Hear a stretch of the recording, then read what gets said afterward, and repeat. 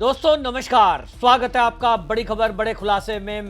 दोस्तों, लाल किला ब्लास्ट से जुड़ी हुई बहुत बड़ी खबर आ रही है और ये खबर एएनआई ने ब्रेक की है और उन्होंने बताया है कि एनआईए के सूत्र के हवाले से एक खबर आ रही है कि जो लाल किले पर कार में ब्लास्ट किया गया, ऐसी एक नहीं 2 कारें दिल्ली में प्रवेश की थी और अब दूसरी कार की तलाश में जगह जगह दिल्ली में छापेमारी की जा रही है, तलाशी ली जा रही है जगह जगह की कि वो दूसरी कार कहां है।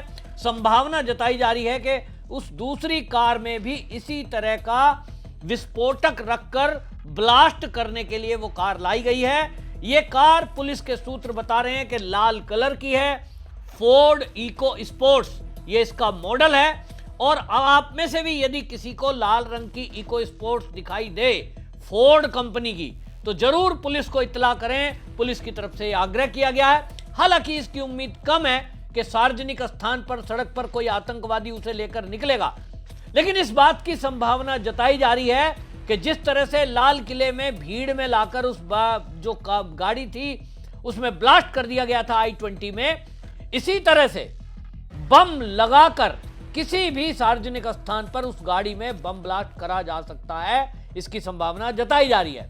छापे तेज कर दिए गए हैं और ये ब्लास्ट के बारे में भी जो सूचना आ रही है वो ये कि अभी तक जितने भी लोग पकड़े गए हैं, एक बात बिल्कुल साफ है कि ऑपरेशन सिंदूर के बाद पाकिस्तान के आतंकवादियों ने अपनी रणनीति में परिवर्तन कर दिया और परिवर्तन करके अब यह किया है कि भारत के ही उनके स्लीपर सेल उन्होंने आतंकवादियों के रूप में इस्तेमाल करने शुरू कर दिए हैं, वो भी व्हाइट कॉलर, यानी डॉक्टर जिस पर कोई शक नहीं करता।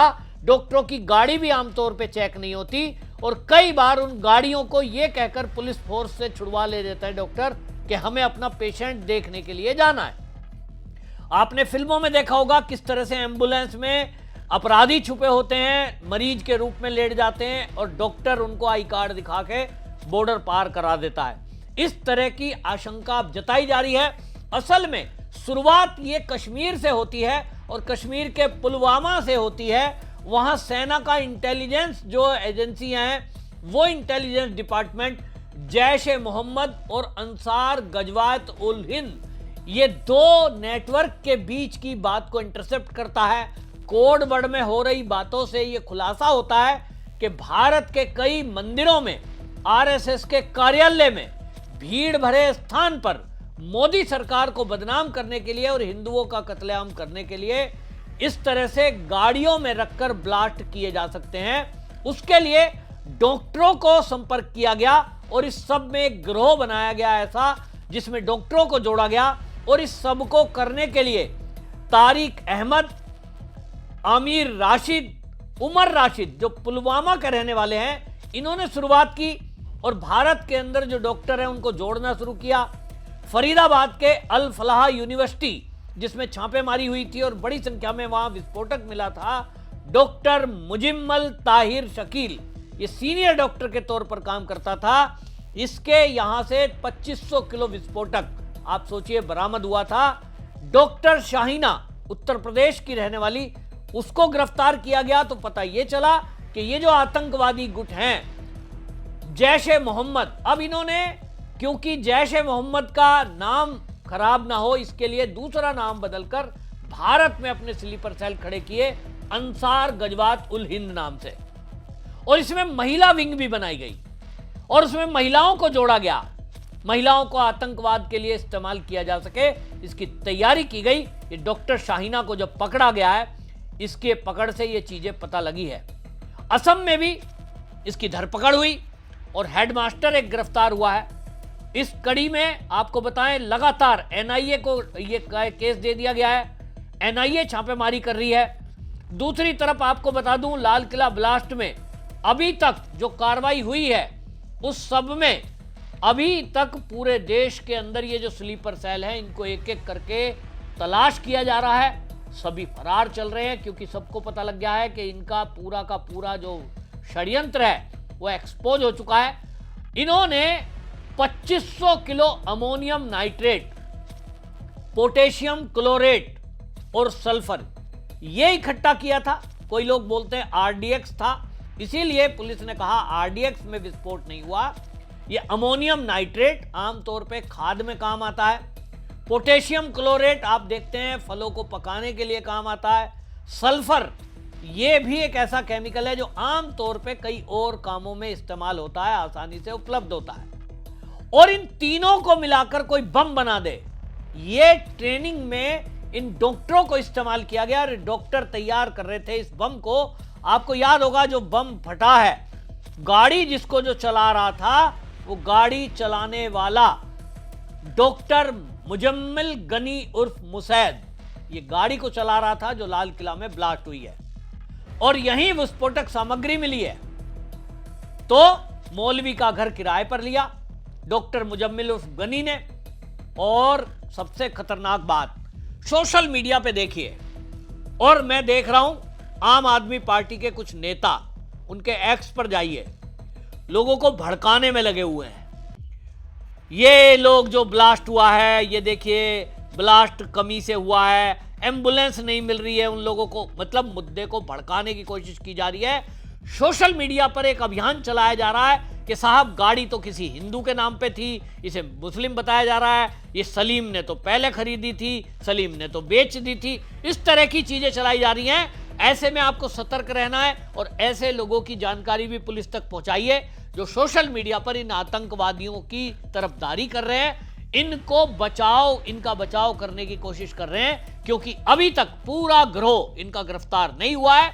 अभी कितनी कारें इनकी पूरे देश में प्लांट हैं, कहां ब्लास्ट करने की तैयारी थी, ये चीजें पता लगी है। लेकिन सबसे खतरनाक बात यह है कि पूरा गिरोह वो पकड़ा जाना अभी बाकी है।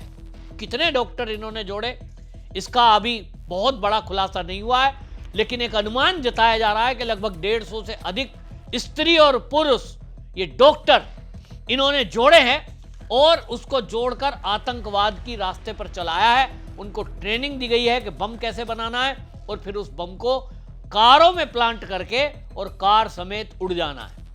ये जो पूरा है, इसी कड़ी में मैंने जैसा बताया लाल कलर की गाड़ी फोर्ड, उस गाड़ी को पूरे दिल्ली में तलाशा जा रहा है और ये इनपुट्स पुलिस को मिल चुके हैं कि वो कार में भी विस्फोटक हो सकता है।